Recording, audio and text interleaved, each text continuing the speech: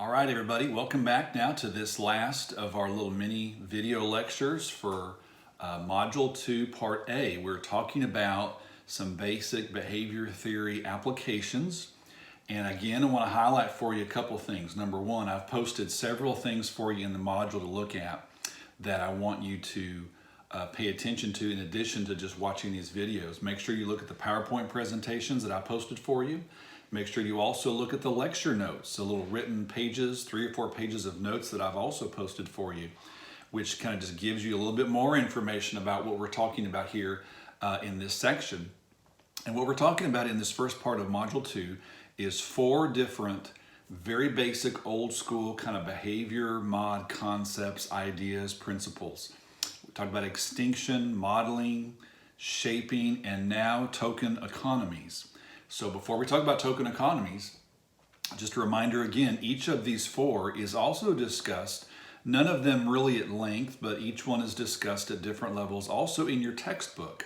And so on the lecture notes, I give you the page references, or you can just look them up very easily in the textbook, including token economies, which is what we want to talk about here. So a token economy is, again, old school, kind of a behavior mod concept, intervention, principle, whatever you want to call it. We see token economies used in all kinds of places. Most of us, if you were raised here in the United States and you went to public education, like in a public school especially, you probably at some level had a teacher who had a star chart or a tally mark board or something like that. Maybe as a parent or a grandparent, you with your kids or your grandkids, you had a chore chart, some kind of chart that listed out certain chores that someone had to do, and they got a star or a check mark.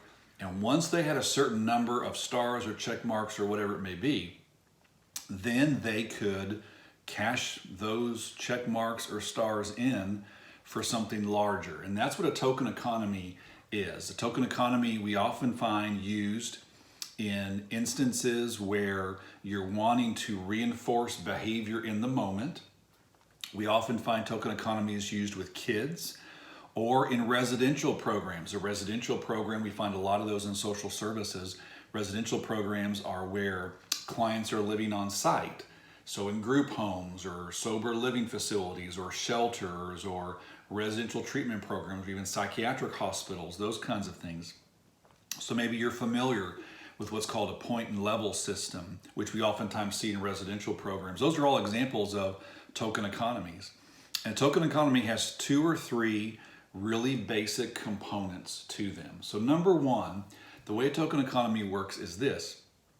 So it could be a parent, it could be a teacher, it could be someone in a position of authority, identifies in advance certain behaviors or a behavior or certain behaviors that they want to see, let's say, clients to perform. So you identify in advance certain behaviors you want people to do, and you communicate what those behaviors are in advance to the client. So if you're like working in a group home, you might communicate to the clients, hey, every single day when you get up out of bed, you got to make your bed. You got to get your room clean. You got to come down and help in the kitchen, helping get breakfast together. Maybe each individual resident has like a responsibility or a chore that they have to do.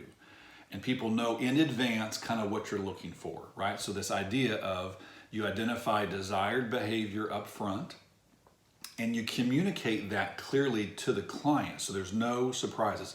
Token economies, like most things, don't work at all if there's surprises or if it's not clear. They don't work at all. One of the key ideas of token economy, which I'll mention again in just a second, is the idea of clarity and the idea of consistency. People need to know up front. So you might have specific behaviors or a list of behaviors or whatever it may be.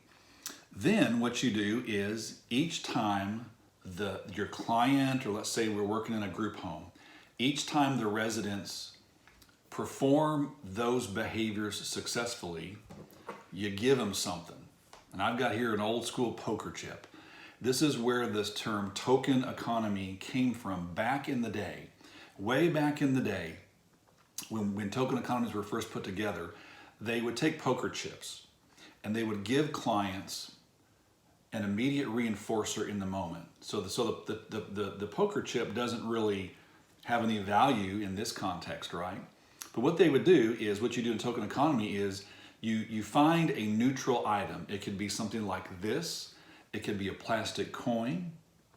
It could be a tally mark on a star chart or a star, or it could be whatever, something neutral. And you reward or award the client the token in exchange for their behavior. So if you have a rule in your group home that, hey, you got to get up every day, make your bed, and when you come, you be downstairs at a certain time or whatever. Maybe there's 4 or 5 behaviors there.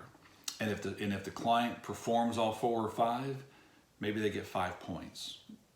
They get 5 chips or whatever.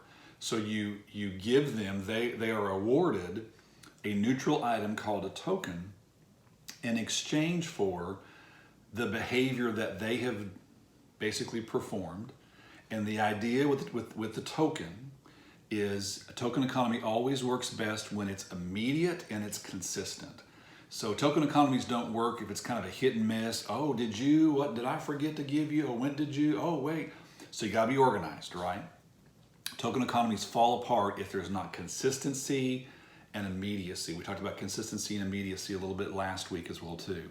So consistently, the points or the token is given. Immediately, usually immediately after works better, or soon after the person is engaged in the behavior. So what's happening is you're giving people points, you're giving people tokens or check marks or stars or tallies or whatever it is, and they're accumulating them. And then here's kind of what makes it all work. Another thing you communicate clearly to the client is you got to set up what's called an exchange rate. And the exchange rate can be anything, and again, just there's no set rule of thumb or rule about how it happens. You might decide, hey, listen, at the end of the day, if you have 10, at the end of the week, if you have 20, or at the end of whatever, you just have to kind of just use your intuition, your common sense.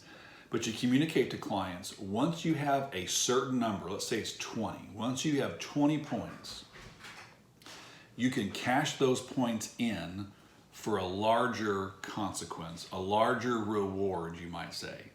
So another piece of a token economy is what's called a backup reinforcer. A backup reinforcer is a larger reward. It's a larger consequence that your clients or your students or whatever are willing to work for. Now that's where you got to kind of know your clients.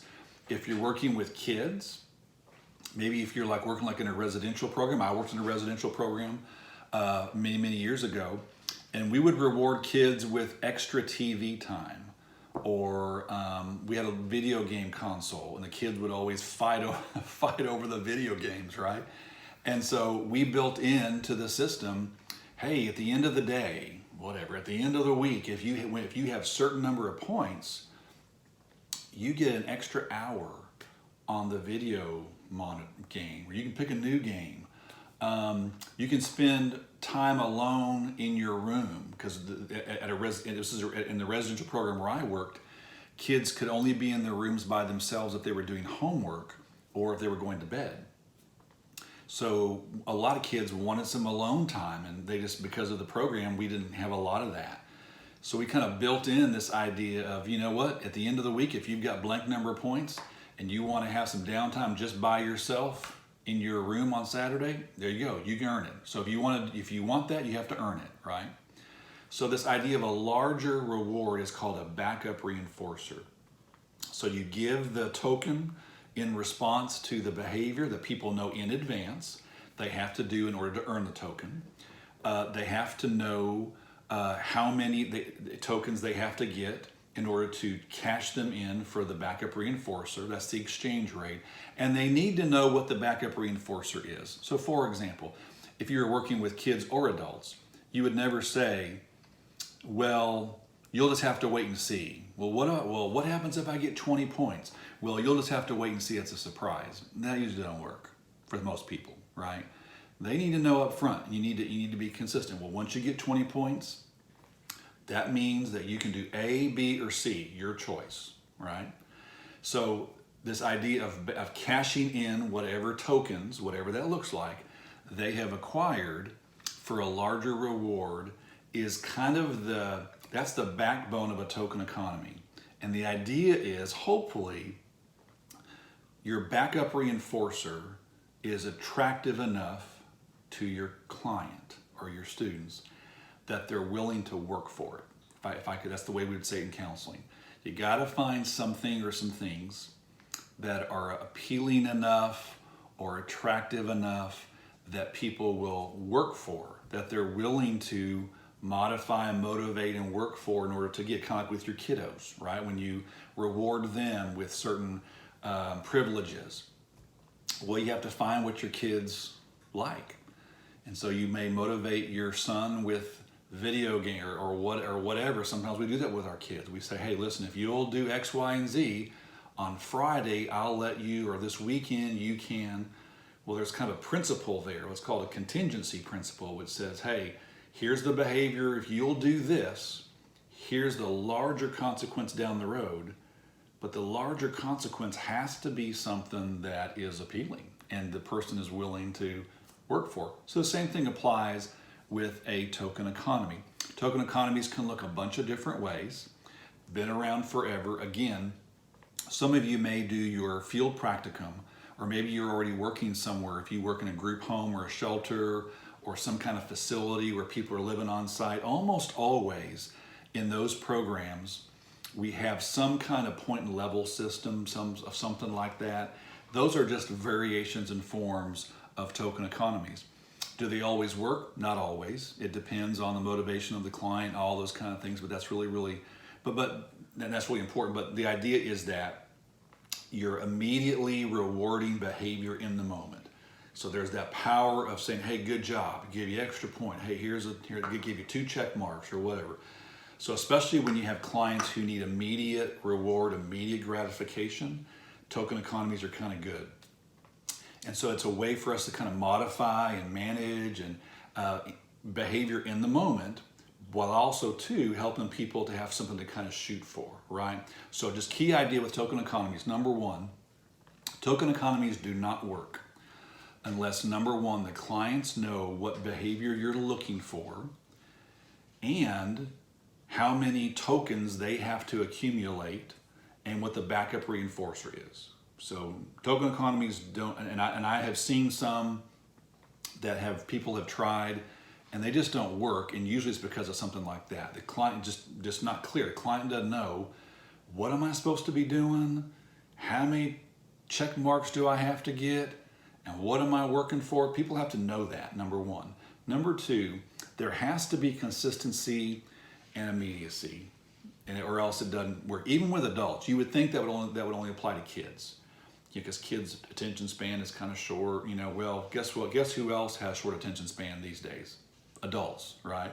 So I know that from teaching in the classroom, right? That you got to be consistent, and the more immediate you can be, the more powerful the consequence has. We talked about that in Module 1, right? That immediacy and consistency are two interwoven kind of variables that are powerful when it comes to consequences. Consequences that are consistent and or immediate get our attention, right? So all of that is a token economy. And then the last thing, anytime I talk about token economy, I mention this also too in your lecture notes. I showed you the token. Let me show you this. Maybe you have one of these in your wallet. Here's my Kroger customer shopper's card. You might have something like this in your wallet, or maybe you have on your phone, like I do, an app for Chick-fil-A or something like that, where you get points, shoppers points or reward points. All kinds of businesses today, restaurants and grocery stores, they have reward programs where you get points for coming in and buying food or buying groceries. And then at the end, at some point, you get enough points and there's a payoff for you. Well, guess what that is? This is a token economy. We just don't call it that, right? But that's exactly what reward programs are.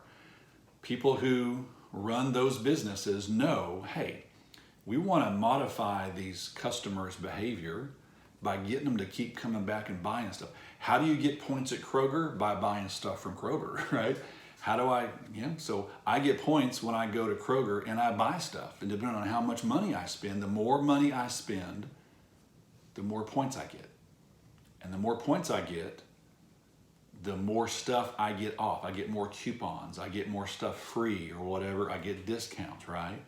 And there's a system there that we don't even realize sometimes, maybe we do, that's there, that really what that is it really is, in this case, Kroger kind of modifying my behavior to motivate me and challenge me, encourage me, give me an incentive to come and buy groceries there, not somewhere else. And the more you come and spend money, the more points we give you. And it's a kind of a win-win, right? Wins for them, but also too, there's something in it for me. Well, that's kind of how token economies kind of work, right? If I'm working as a residential kind of counselor, like a residential program, by giving these kids these tokens in the moment, well, that's a win for me, because in a way, what's happening is they're engaging in the behavior that I want them to. They're getting out of bed. They're doing their chores. They're not fighting. They're coming to group, whatever. Hey, that's what we're trying to teach them. So it kind of works for them, works for me, but also too works for them. How does it work for them? Well, hopefully they're learning something, but also too we're giving them a little bit of a motivation, and said, hey, when you get 10 of these or 15 or 20 of these, you can cash them in. I'll take them from you, and you can start over again. And guess what? When you have 20, then you get an extra 30 minutes on the video game. But guess what? If you have 30, I'll give you an extra hour, right? And so you just build a system to where you give someone an incentive on the back end called a BackupReinforcer that they can cash their tokens in for. Really simple, really basic, old school behavior mod kind of an approach. So in this module this week, we've talked about extinction, shaping, modeling, and now token economies again. Review the information on each 4 in your textbook. Look at the PowerPoint and the handouts and the videos that I've posted.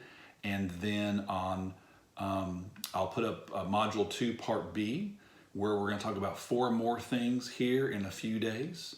Let me know if you have any questions. Good to see y'all. Talk to you soon.